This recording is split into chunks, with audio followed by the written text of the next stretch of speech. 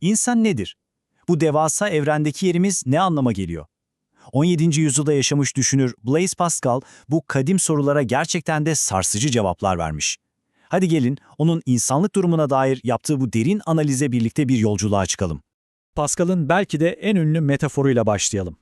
Düşünsenize evrenin sonsuzluğu karşısında biz neyiz ki? Bir saz, rüzgarda eğilip bükülen, kolayca kırılabilecek kadar zayıf bir bitki.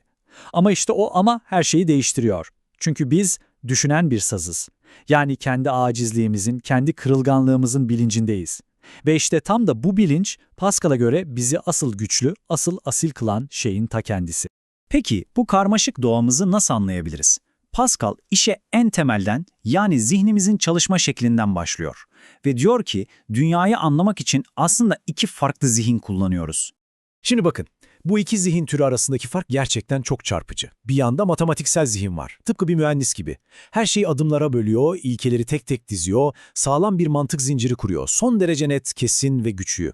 Diğer yanda ise sezgisel zihin var ki o bambaşka çalışıyor. O meseleyi bir bütün olarak, tek bir anda, adeta bir şimşek çakması gibi kavruyor.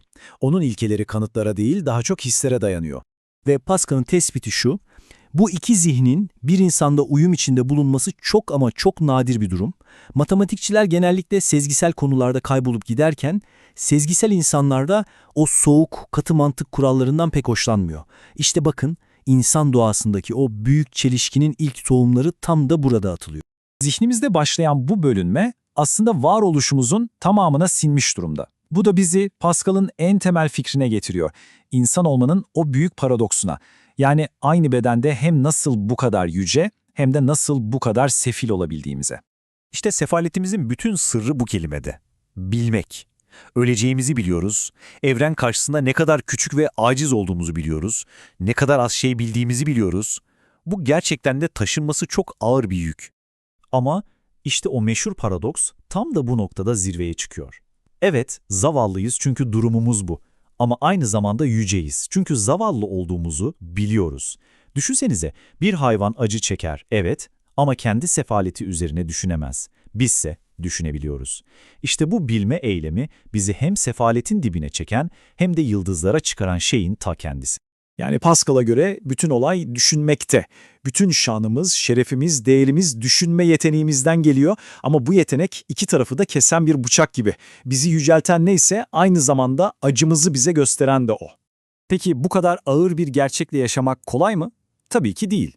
İşte bu yüzden Pascal diyor ki biz sürekli bir kaçış halindeyiz. Kendimizi sürekli oyalıyoruz. Adına eğlence diyoruz, meşgale ediyoruz. Amaç hep aynı. Zihnimizi doldurmak, o korkutucu içsel sessizlikle yani kendi gerçeğimizle baş başa kalmamak. Ve bu eğlenceler hayatımızın her yerinde. Bakın, Pascal'a göre önemli olan oyunu kazanmak değil, oyunun mücadelesinin kendisi. O mücadele bizi oyalıyor. Ya da ne bileyim, bir tavşan avlamak. Zor bir problemi çözüp bununla övünmek. Şan, şöhret peşinde koşmak. Hepsinin temelinde aynı güdü var. Düşüncelerimizle yalnız kalmaktan kaçmak. Pascal bunları ahlaken yargılamıyor. Hayır, sadece insan ruhunun derin bir çaresizliği olarak görüyor. İyi de o zaman durum biraz vahim değil mi? Eğer bütün hayatımız hakikatten kaçmakla, kendimizi oyalamakla geçiyorsa, gerçeği nerede bulacağız? Mantığımız bizi sürekli yanıltıyorsa neye tutunacağız? Pascal'a göre en büyük engel yine biziz. İçimizdeki o kibirli güç yani, hayal gücümüz.